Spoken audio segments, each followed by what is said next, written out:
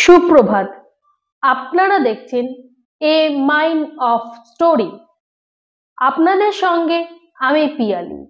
আজ আপনাদের এমন এক জায়গার কথা শোনাবো যেটি কলকাতায় অবস্থিত, অতীত হয়েও বর্তমান।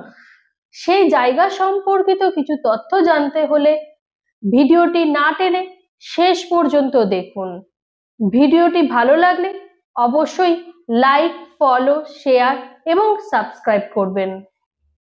রহস্য, ভৌতিক, অলৌকিক চিরকালই মানুষের আকর্ষণের কেন্দ্রবিন্দু। বিশ্বাস অবিশ্বাস, সত্যি মিথ্যা দ্বন্দ্ব সত্ত্বেও এর কৌতূহল অনস্বীকার্য। আজ আমরা বলবো খাস কলকাতায় অবস্থিত এমনই এক জায়গার কথা, যা অতীত হয়েও বর্তমান। রাস্তার 1 নম্বর বাড়িতে ছিল পুরনো রেডিও অফিস, যার আগে নাম ছিল গার্স্টিন বিল্ডিং। 1926 খ্রিস্টাব্দে স্প্ল্যানেড অঞ্চলে টেম্পল চেম্বার্স বিল্ডিং এ ইংল্যান্ডের ব্রিটিশ ব্রডকাস্টিং কর্পোরেশন বেতার সম্প্রচারণ কেন্দ্র খোলে। 1927 খ্রিস্টাব্দে 26শে আগস্ট ইন্ডিয়ান ব্রডকাস্টিং কোম্পানি প্রতিষ্ঠিত হয়। এটি পরে অল ইন্ডিয়া রেডিও হয়। পরবর্তীতে রবীন্দ্রনাথ ঠাকুর আকাশবাণীর নামকরণ করেন। যদিও 1958 থেকে বর্তমান আকাশবাণীর ঠিকানা ইডেন গার্ডেন্সের কাছে, গার্স্টিন প্লেসের নামকরণ হয় বাংলার সার্ভেয়ার জেনারেল মেজর জেনারেল জন গার্স্টিনের নাম অনুসারে। পরবর্তীকালে ডালহৌসি স্কোয়ারের কাছে এই ছোট্ট গলি কলকাতা কর্পোরেশন অধিগ্রহণ করে নাম দেয় গার্স্টিন প্লেস।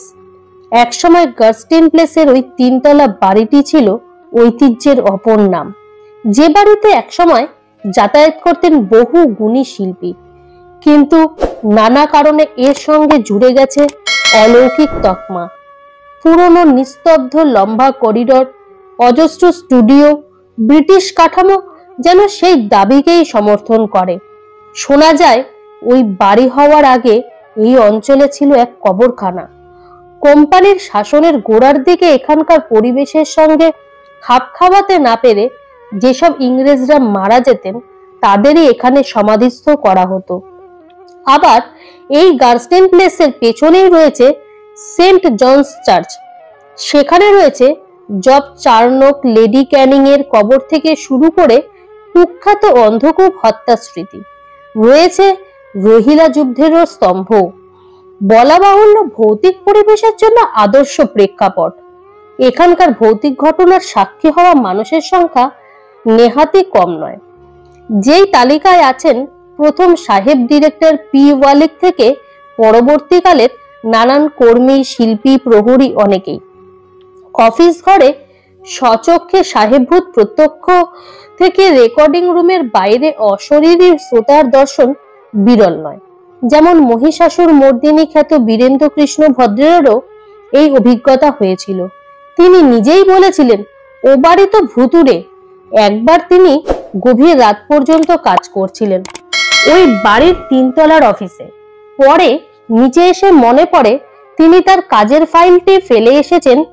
তখন বেয়ারা মেহেরবানকে ফাইলটি আনতে পাঠালে আতঙ্কিত হয়ে ফিরে আসে সে জানায় 3 তলার ঘরে এক সাহেব ফাইলপত্র ঘাটছে, এমনকি তাকে নাকি এক অশরীরী তাড়াও করেছিল। তার নাম গ্যারি সাহেব। তার সঙ্গে শুধু বীরেন্দ্র কৃষ্ণ ভদ্রেরই সাক্ষাৎ হয়নি, হয়েছে অনেকেরই। একবার 2 কর্মী রেকর্ড আনতে অফিসের একটা ঘরে গিয়েছিলেন। হঠাৎ কেউ একজন তাদের থেকে রেকর্ডটি কেড়ে নেন। তারা দেখেন লোকটি এক সাহেব, যিনি মুহূর্তে আবার হাওয়ায় মিলিয়েও যান। শিল্পী বিকাশ রায় তার স্মৃতিচারণায় উল্লেখ করেছেন এই গ্যারি সাহেবের কথা। অল ইন্ডিয়া রেডিওতে চাকরির সময় লীলা মজুমদারের এক সহকর্মী সাহেব ভূত দেখে চাকরি ছেড়ে বেঁচেছিলেন। গ্যারি সাহেবের ফাইলপত্র তছনছ, আলমারি, মাইক্রোফোন ধরে টানাটানি, এরকম উপদ্রবের সম্মুখীন হয়েছেন অনেকেই। আবার রাতের অফিসে গ্যারি সাহেবের পিয়ানো শোনার অভিজ্ঞতাও হয়েছে কারোর। অভিনেতা সৌমিত্র চট্টোপাধ্যায় অল ইন্ডিয়া রেডিওর ঘোষক থাকাকালীন এক রাতে দেখেন অপরিচিত একজন অফিস রুমের দরজা ঠেলে ভিতরে ঢোকার চেষ্টা করছে। তখন তিনি গানের ট্র্যাক বাজাচ্ছিলেন। এতে বিরক্তিবোধ করায় পরে তিনি রিসেপশনে গিয়ে অভিযোগ জানালে জানতে পারেন কাউকে নিচ থেকে উপরে পাঠানো হয়নি, এমনকি সিঁড়ি দিয়েও কাউকে উপরে উঠতে দেখা যায়নি। হয়তো কোনো অশরীরী সাহেব ভূত দেখা দিয়েছিলেন তাকে। সময় সময় অন্য ঘোষকরাও অদৃশ্য উপস্থিতি অনুভব করেছেন ঘরে। আবার রাতে স্টুডিও থেকে ভেসে আসা অশরীরী যান্ত্রিক সঙ্গীত শুনে বিহরিত হয়েছেন অনেক কর্মী।